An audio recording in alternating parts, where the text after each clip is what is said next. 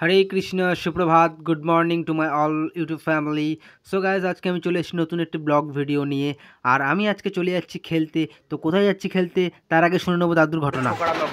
चौथा में पढ़ाते रहे एसपी के गोड़े ना छोड़ला लिख के दे देना आज मुजफ्फरपुर में For the kind attention of the passengers, train number 31520 down Shantipur.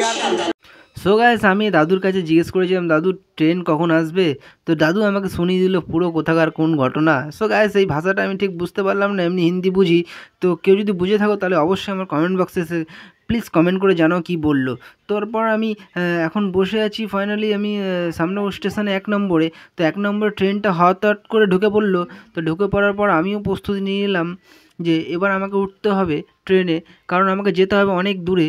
তো খেলাটাও অনেক দূরে। সো গাইজ আমি ফাইনালি ট্রেনেও উঠে পড়লাম। উঠে দেখলাম বেশ ভালোই ফাঁকাই আছে, কিন্তু বসার সিট নেই। তো যাই হোক গাইজ অনেকক্ষণ ধরে দাঁড়িয়েছিলাম। তো দাঁড়িয়ে থাকার পর আমি চলে আসলাম ফাইনালি রানাঘাটে। তো রানাঘাট থেকে আমাকে ট্রেন চেঞ্জ করে যেতে হবে, কারণ লাইনটা আলাদা, কাট লাইন আছে।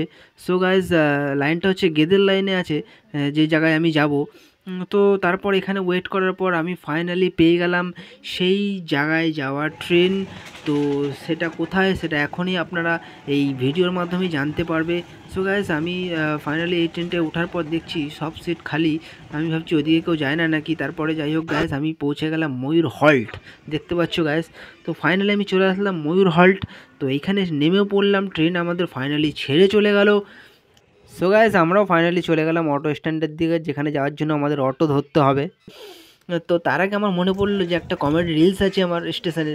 তো সেটা রিলসটা সেরে ফেললাম। তো গাইস আমার রিলস দেখতে হলে তোমাদের আমার চ্যানেলে গিয়ে ভিজিট করতে হবে, সাবস্ক্রাইব করতে হবে। সো গাইস আমি চলে আসলাম ফাইনালি এই মাঠের সামনে আমাদের যেখানে খেলা হচ্ছে। তো গাইস দেখতেই পাচ্ছ বৃষ্টির মধ্যে তাও দর্শক মন দিয়ে খেলা দেখছে। এবং আমরা চলে আসলাম এই স্কুল ঘরে, যে স্কুলটা মনে হচ্ছে বেশ অনেক দিন ধরেই বন্ধ রয়েছে, কারণ পুরো চেয়ারে একদম ধুলো পড়েছিল। জানি না কেন বন্ধ রয়েছে, এখনও স্কুল বন্ধ। তো এইসব এত সুন্দর সুন্দর স্কুল যেখানে খুব সুন্দর পড়াশোনা হওয়া দরকার ছিল, তো সেটা বন্ধ। তো গাইজ আমাদের ক্যামেরা করার জন্য কেউ নেই যে আমাদের ভিডিও করে দেবে, একটু খেলার ভিডিও। সো গাইজ ফাইনালি আমরা সেমিফাইনালে গিয়ে হেরে গেছি। তো যাই হোক খারাপ ভেবে লাগেনি, খেলায় হার জিত আছেই। সো গাইজ আমরা হেরে এখন ভূত হয়ে যাচ্ছি বাড়ির দিকে। মুখটা দেখতে পাচ্ছি সবার একদম বেলা হয়ে গেছে, চোপা। তো গাইজ আমরা ফাইনালি রানাঘাটে চলে এসেছিলাম। রানাঘাটে আসার পর বুড়িদা আমাদের এটা হচ্ছে আমাদের বুড়িদা ছিল, যে খাবারটা অর্ডার করে নিল। মানে মানে যেটা খাই আমরা বেশিরভাগ টাইম সেটাই বুঝিয়ে অর্ডার দিয়ে দিল। আর একজন মানে বাটার নান কি সেটাই জানে না। তো যাই হোক গাইস আমরা বাটার নান আর চিকেন কষা অর্ডার দিয়ে দিয়েছিলাম। সো গাইস খেতে খেতে তোমাদের সাথে একটা কথা শেয়ার করব আমি, যে খেলা খুবই খারাপ এবং খুবই ভালো। সো গাইস বেশি খেললে এক্সপিরিয়েন্স বাড়বে, আর না খেললে কিছুই হবে না।